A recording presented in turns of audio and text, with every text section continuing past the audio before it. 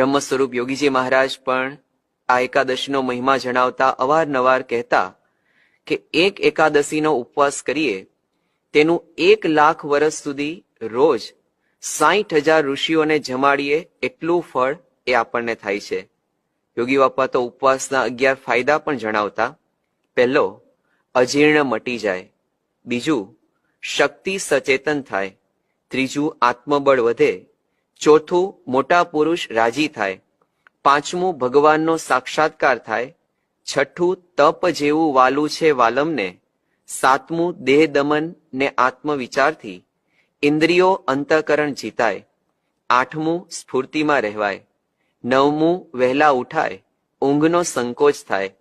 10મું, તાવ તરિયો મંદવાળ ન આવે. અને 11મું, શરીરનો પાવર આવે. તો યોગીજી મહારાજ આ 11 ફાયદા